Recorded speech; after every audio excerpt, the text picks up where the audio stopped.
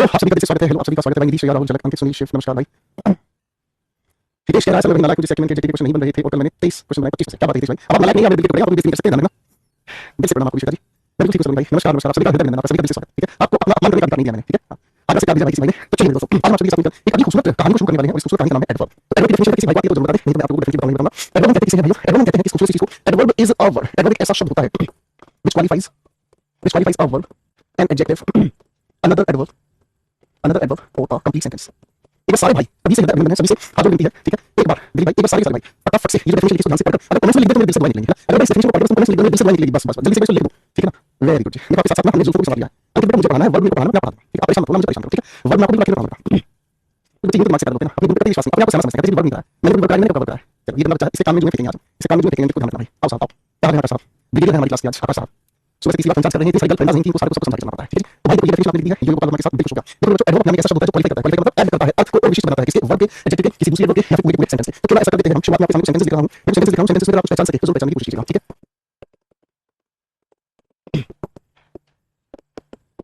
मैं जो सेंटेंस आप सभी के सामने लिख रहा हूं, ठीक है।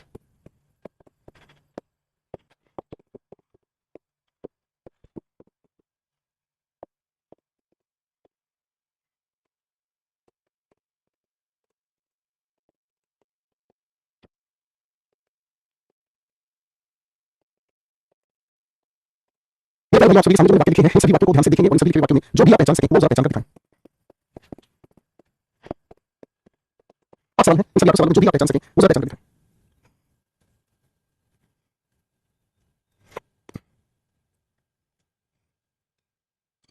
चलिए मैं दिखाने आपसे।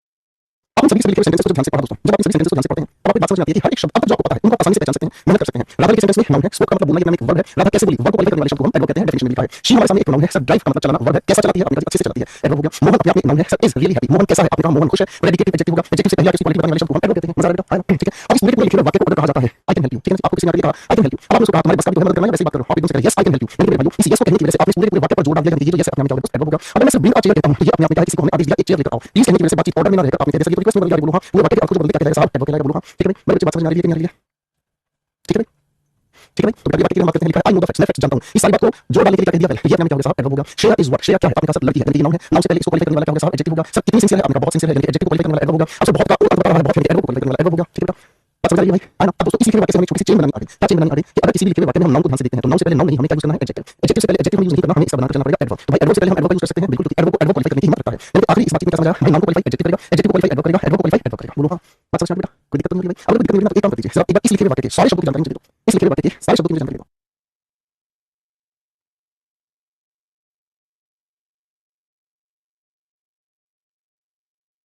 बेटा इसी के आखिरी वाक्य के हर एक शब्द की जानकारी मुझे दे दो, बस इतना सा एहसान मुझको कर दो, ठीक है। और ये चेन होने के इसको ध्यान रखेंगे बेटा, ठीक है, बस इतना मुझको एहसान कर दो, ये कुछ ऐसा ना करना, ठीक है भाई। अब बिल्ली दिला दो, डायलॉग अच्छा मार दिया है ना बेटा, एक बिल्ली आपने मेरी कौन कौन पीता है हमारी क्लास में, कौन कौन पीता है, अक्षर श्रेया अभिषेक विकल भाई, कौन कौन पीता है, हम तो रेगुलर जाता है भाई, सारे शब्दों की जानकारी देना भाई। श्रेया पक्का पीती है, पूछो क्यों, क्योंकि इसने बाप बुक को नाम लिख दिया, जबकि बुक नाम है बाप जी है। श्रेया कौन सा ब्रांड पीते बेटे, बताओ बेटे। लेकिन बहुत पहचानने प्रॉब्लम है, चाचा है जैसे हमारे बचपन से यूज करता है, गोविंद गोविंद कम रीड बात करता है, talk talk spoke spoke spoke बात है।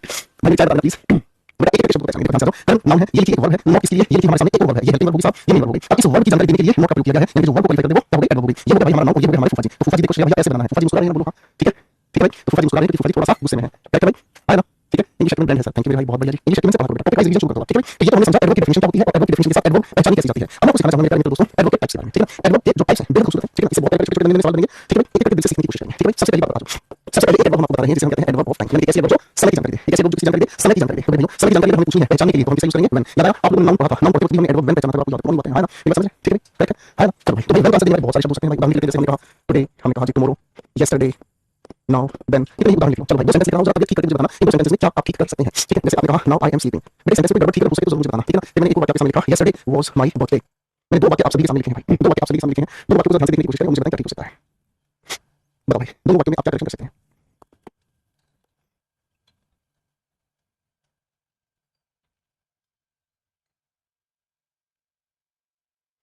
तो दोनों सेंटेंस को जब आप ठीक करें तो एक बात हमेशा याद रखिएगा दोस्तों, क्या चीज, जो टाइम बताने वाली एडवर्ब्स है ना, जो टाइम बताने वाली एडवर्ब्स है, हम उन्हें हमेशा सेंटेंस के आखिर में रखते हैं। इसलिए सुनाव के लिए यहाँ ना होकर कहाँ होनी चाहिए, आई एम स्लीपिंग नाउ। ठीक है, पहली बात समझ आ गई बेटा।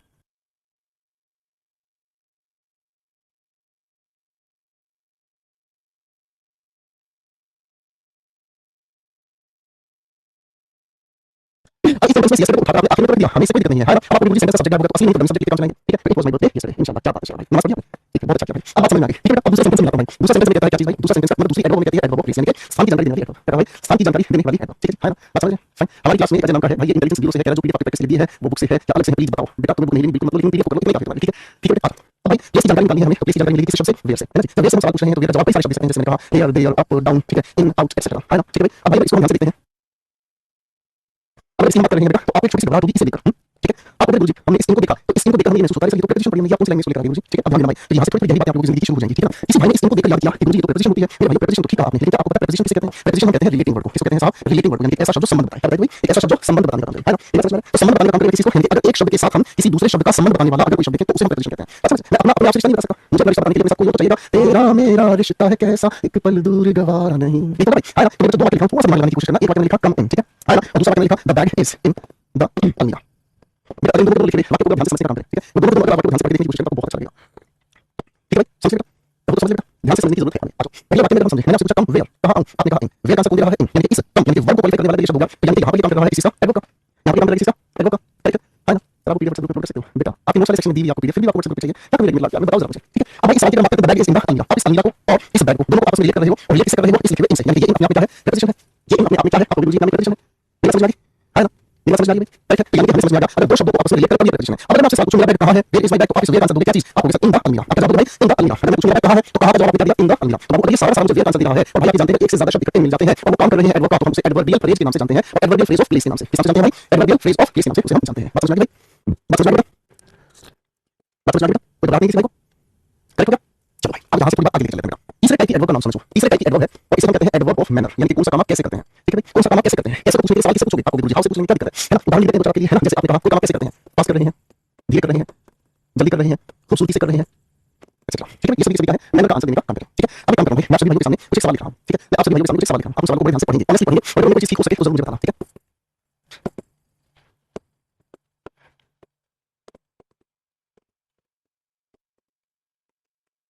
ये सवाल है, ध्यान से पढ़ेंगे दोस्तों। ठीक है,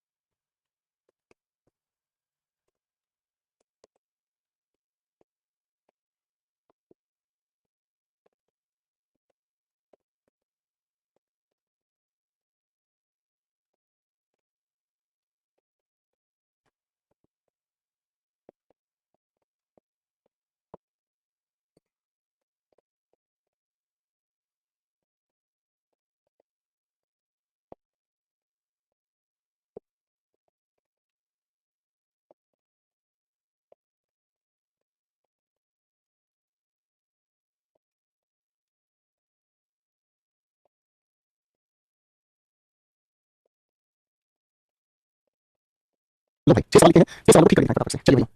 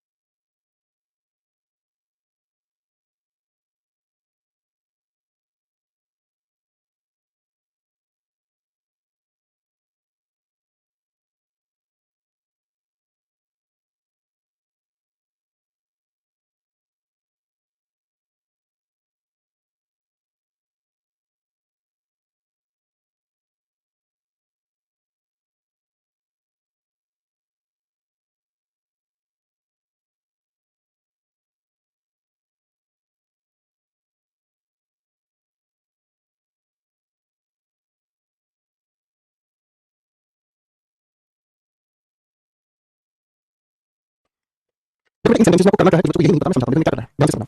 ये जो लिखे हुए वाक्य हैं, इन लिखे हुए वाक्यों में आपको शब्दों की व्यवस्था समझनी है। तो या फाउंड द सॉल्यूशन, ये आपका नॉर्मल सेंटेंस हो गया। हैप्पी भी अपना में किसी आंसर होगा, तो हैप्पी भी अपना में मुझे जवाब दे रहा है हाउ का, और हाउ का आंसर देने वाला हो गया मैनर। आगे लिखा यस्टरडे, व्हेन का आंसर देने वाला हो गया टाइम हो गया इन हर बुक्स ये अपने वेयर आंसर हो गया यानी कि हो गया अपने प्लीज ठीक है अब जब इनकी व्यवस्था हमसे पूछी जाती है ठीक है जब इनकी व्यवस्था की जाती है यानी कि जब अरेंजमेंट की जाती है तो अरेंजमेंट में हमेशा एक बात हमेशा ध्यान रखनी है कि जब हमारे से लिखे हुए सेंटेंस में सारी एडवर्ब एक साथ लिखी हुई नजर आए तो इस एक साथ में हम पहले लिखने का काम करेंगे एडवर्ब ऑफ मैनर भाइयों एडवर्ब ऑफ मैनर उसके बाद हम लिखेंगे एडवर्ब ऑफ प्लेस उसके बाद हम लिखेंगे एडवर्ब ऑफ टाइम ठीक है इसे हम कहते हैं क्या एमपीटी पहले मैनर उसके बाद प्लेस उसके बाद टाइम ठीक है भाई ठीक है जैसे मतलब इस सिचुएशन में हमें क्या करना होगा श्रेया फाउंड द सॉल्यूशन पहले क्या लिखेंगे हैप्पीली इन हर बुक्स यस्टरडे ठीक है भाई यही बात फिर से समझते हैं लेकिन दूसरे बात पर दिमाग लगाएंगे कीर्ति मेड अ केक ये बात को क्या होगा भाई कॉमन सेंटेंस का सब्जेक्ट वर्ब ऑब्जेक्ट के नाम से एंजॉयिंग मैंने आंसर है एंजॉयिंग इस आंसर का मैंने आंसर है ठीक है ना आगे हम समझने का काम करेंगे लिखा ऑन माय बर्थडे ये हमारे पास टाइम आंसर होगा इन हर हाउस ये प्लीज वेयर आंसर हमें दे रहा है प्लीज आंसर होगा इस सिचुएशन में करेंगे कीर्ति मेड अ केक पहले लिखेंगे एंजॉयिंग उसके बाद इन हर हाउस उसके बाद लिखेंगे ऑन माय बर्थडे समझ आएगा ठीक है अब आप कोशिश करिए क्वेश्चन नंबर 3 क्वेश्चन नंबर 4 दो आंसर बना दो अब नंबर आंसर बताओ प्लीज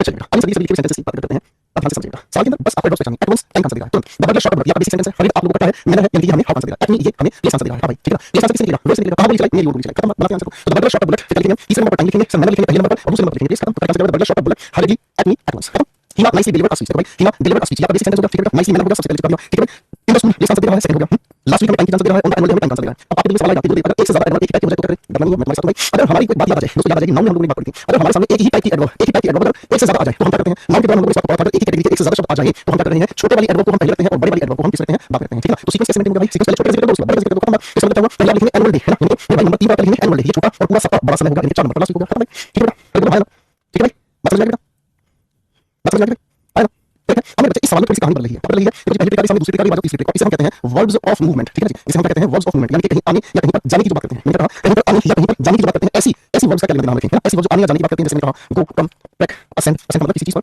ऊंचाई पर चढ़ना डिसेंड का मतलब चढ़ाई से उतरना कम्यूट का मतलब होता है हर दिन आना जाना ट्रैवल लॉर्ड लॉर्ड मतलब मुश्किलों से चलना कठिनाई से चलना बात समझ ऐसी जो वर्ड्स हैं हमेशा ऐसी लिखी वर्ड्स के पास कोई ऑब्जेक्ट नहीं आता जाओगे कहां आओगे कहां पहले इसी कहां के चक्कर में प्लीज बताना पड़ेगा उसके बाद मैनर उसके बाद हम बताएंगे किसी को टाइम को तो बेटा अगर आने जाने वाली वर्ड्स का जिक्र कर दिया जाए मेरे भाइयों अगर आने जाने का जिक्र कर दिया जाए तो इस आने जाने के जिक्र में हमें सबसे पहले किसी से बारे में बताना होगा आए कहां जाए कहां ठीक है इस आए कहां जाए कहां इसका मतलब पहले प्लेस का जिक्र कर दो उसके बाद मैनर और टाइम का तो दोस्तों इस सवाल की अगर हम सही बात करें इवेंट वो कहां गया आपको इन द रूम पहले प्लेस का जिक्र कर दो ठीक है इसके बाद क्या करेंगे हम जिक्र नंबर 2 पर मैनर का और उसके बाद समय का यानी कि ये होगा हमारा टाइम नंबर 3 क्लास का तो बेटा क्वेश्चन नंबर 6 आंसर सही सही लिख दो ठीक है इसका आंसर सही सही लिख दो इसका आंसर सही सही लिख दो इसका आंसर सही सही बना दो लास्ट सेंटेंस आंसर बना दो प्लीज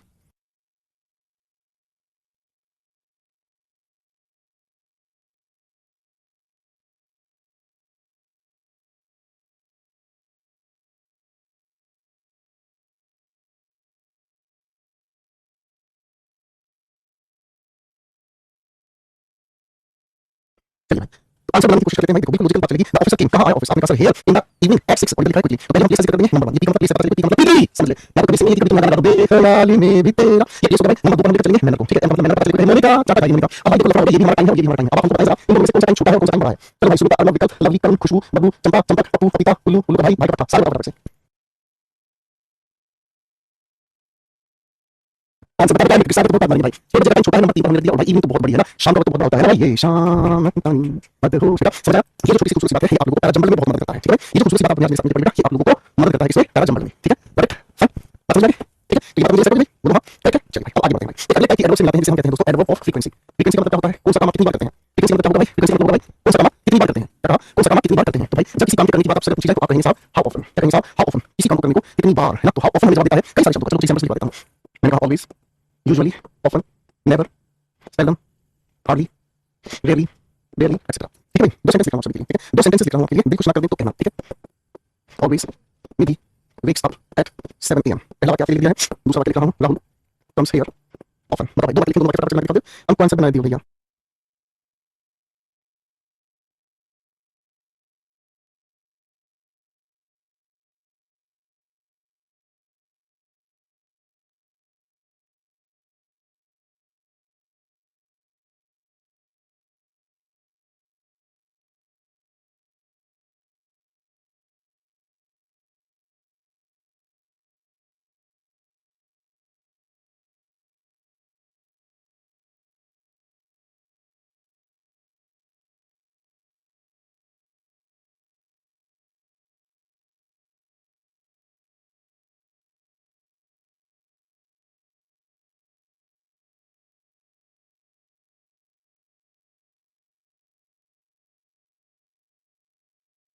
दोनों की कहानी को समझने से पहले इस टाइम में इसी पेज पे लिखता हूं, सारी क्रिटिक्स यहाँ पे होता है नहीं है कि जब आप किसी भी फ्रीक्वेंसी को बताने वाली एडवर्ब की बात करते हो तो फ्रीक्वेंसी बताने वाली जो भी हमारी एडवर्ब्स हैं वो हमेशा हम वर्ब से पहले चिपकाते हैं। ठीक है, कहां चिपकाते हैं भाई? ठीक है ना, तो ये हो गया हमारे सामने क्या भाई, इस ऑप्शन की रेंज में कहां होनी चाहिए वर्ब से पहले, अब इस ऑलवेज की रेंज में कहां होनी चाहिए वर्ब से पहले। याद रखो भाई, याद रखो भाई, लव से सवाल है ना भाई, ठीक है भाई, ठीक है भाई, लव से सवाल है। अब आगे ठीक है ना, अब ये वर्ब से बताऊं दोस्तों। अब आगे आती है हमारी नंबर 5 का, that is adverb of affirmation. Affirmation मतलब क्या होता है? जब आप किसी चीज का जवाब हां में देते हो, जब आप किसी चीज का जवाब हां में देते हो, ठीक है, रुको भाई दिमाग तेज करने वाली दवाई दे दूं, दिमाग तेज हो जाएगा फिर हम फिक्स जाएंगे, तो यहां पे पहुंच जाएगा हमारा दिमाग, पता चला नहीं पता चला। तो एफर्मेशन मतलब जिसका जवाब हम हां में देते हैं, तो हां का जवाब कैसे देते हैं? ठीक है, अगर आपको कोई कहते हैं हे विल यू मैरी मी, तो आप जवाब उसको क्या देंगे? Yes of course, sure, why not. ठीक है भाई, है ना, एक जवाब देना भाई साहब, अगर कोई आर्मी ऑफिसर आपको मिलेगा तो वो क्या जवाब देगा? आए। हम मैं ट्राई करूंगा, हम मैं ट्राई करूंगा, ठीक है, तो आप सीट पे बैठे किसी को एक्सक्यूज खिलाई से सामने वाला तुरंत एक मिनट आपको आए, तो ये वाला समझ आएगा मतलब ये होता है, और लगेगा है ना, आगे चलो ठीक है। फिर ये बात आती है एडवर्ब ऑफ नेगेशन, यानी कि किसी चीज को मना करने वाली एडवर्ब्स हो सकती हैं भाई, हो गया नो, हो गया नॉट, हो गया आए, करंट तो नहीं क्या हो गया भाई नहीं, ठीक है है ना। फिर चीज आती है हमारी इंटररोगेटिव एडवर्ब, इंटररोगेटिव एडवर्ब। तो ये जो इंटररोगेटिव एडवर्ब्स है ना, जैसे एडवर्ब्स को पहचानने के लिए जो हमारे लिखे हुए शब्द हैं यही अपने क्या है इंटररोगेटिव एडवर्ब्स, जैसे हाउ हो गया, वेयर हो गया, व्हेन हो गया, हाउ ऑफन हो गया, ये सभी हमारे क्या है सवाल पूछने वाले शब्द हैं। तो भाई सवाल पूछने वाले शब्द हैं तो भाई सवाल का जवाब भी निकल जाएगा, है ना। मैं आपसे पूछूं when did you, when did Gopal Verma complete the topic adjectives, बराबर आंसर देना चाहता आई बोला अच्छा लगेगा आपको, यस बोलने की बजाय आई बोलने की कोशिश करना, लेकिन आई मम्मी सामने बोल देना, मम्मी हमारी क्या है तेरे पापा को बताएंगे किसी से लगा आए करने लग गया, ध्यान लगा भाई। भाई एक सवाल मैंने आपसे पूछा when did Gopal Verma complete the adjectives, आप इसका जवाब दोगे क्या? पहले लिखोगे Gopal Verma completed the adjectives, क्या कहोगे साहब? मान लो आंसर लिख रहा हूं यस्टरडे, ठीक है। अब भाई देखिए ध्यान से इस व्हेन का आंसर किसने दिया है? आपको साहब इस व्हेन का आंसर यस्टरडे ने दिया है, तो जो यस्टरडे का आंसर हमने दिया है, ठीक है जी, आप समझ गए? तो जो हम यस्टरडे का आंसर दिया वो व्हेन के नाम में क्या है भाई, व्हेन के नाम में क्या है? व्हेन अपने आप में क्या है? इंटररोगेटिव एडवर्ब है, ठीक है भाई। एक ये एडवर्ब से बनाता हूं, ये थोड़ा मजेदार होगा, समझ के रखना, ठीक है ना। एडवर्ब ऑफ कंपैरिजन, एक ऐसी एडवर्ब जो कंपैरिजन के लिए यूज होती है, क्या नाम है? एक ऐसी एडवर्ब जो कंपैरिजन के लिए यूज होती है, तुलना करने के लिए हम यूज करते हैं। इसमें कौन कौन से शब्द आते हैं? एज, सो, अगर हम कहें मोर, लेस, फार, मच, उदाहरण लिख दिया, दो उदाहरण लिखेंगे बिल्कुल हो जाएगा, ठीक है, दो उदाहरण लिखेंगे बिल्कुल हो जाएगा। Shikha is as pretty as Shreya, ठीक है जी। Mohan is more honest than Karthik. दोनों बातों को ध्यान से पढ़ना, दोनों बातों को ध्यान से पढ़ना। पहला बात क्या कह रहा है? शिखा इज व्हाट, शिखा नाउन है, इज वर्ब है, शिखा क्या है? खूबसूरत है। एडजेक्टिव से पहले इसके मीनिंग को क्वालिफाई कर रहा है तो ये क्या होगा? एडवर्ब होगा। आप इसको जानते ही हैं, पिछली क्लास में बताया था कंजंक्शन है जो इस नाउन से इसको जोड़ रहा है। मेरा बात समझ आ गई? बात समझ आ गई? ठीक है जी। Mohan is more honest than Karthik, ठीक है। क्या आप ऊपर की तरह से ही इस सारी बातें हर एक शब्द को पहचान सकते हैं? ये जो हम बात कर रहे हैं ना, हर एक शब्द को पहचानने का तरीका, इसको हम कहते हैं पार्सिंग, क्या कहते हैं? इसे हम कहते हैं दोस्तों पार्सिंग, ठीक है। हिंदी में ही आप इसे कहते हैं पदबंध छांटना, हिंदी व्याकरण अगर आपने पढ़ी हो तो इसी को हम कहते हैं पदबंध छांटना, ठीक है ना। यानी कि किसी भी पद का क्या बंधन है बाकी के वाक्य में उसको छांट कर बताएं, ठीक है ना, ठीक है ना, इसे हम कहते हैं पदबंध छांटना, ठीक है। चलो चलो चलो बताओ।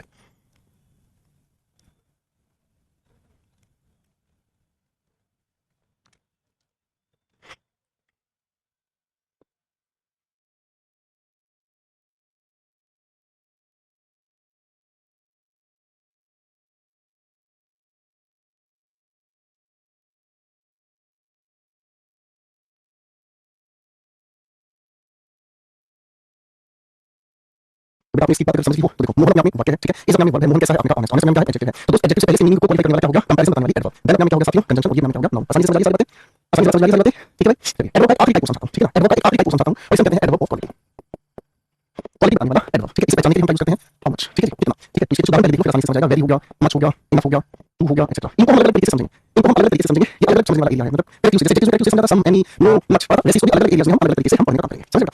चलो उदाहरण से समझाते हैं। जैसे मैंने आपसे समझ लिखा टीपी इज वेरी स्मार्ट, ठीक है जी। अगर मैंने लिखने की कोशिश की the gardener was fine enough, लेकिन दोनों बातों के सारे शब्द को पहचान कर दिखाएंगे इसे। एडवर्ब में डिग्री कंपैरिजन होती है, ठीक है जी। बराबर बराबर से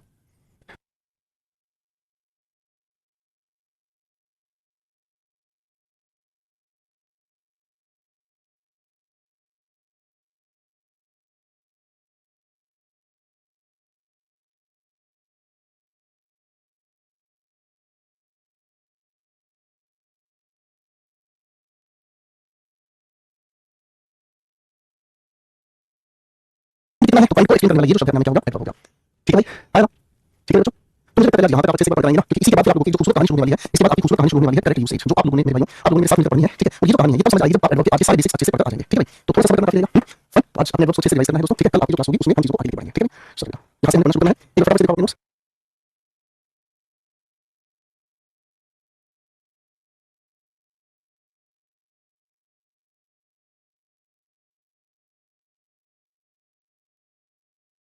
तो बच्चे एक बार इन सभी को बड़े ध्यान से समझने की कोशिश करना है, रिवाइज करना है, ठीक है। आप कल की क्लास में इन चीजों को आगे बढ़ाएंगे। Thank you so much, ladies and gentleman, खुश रहें, बाय बाय, टेक केयर।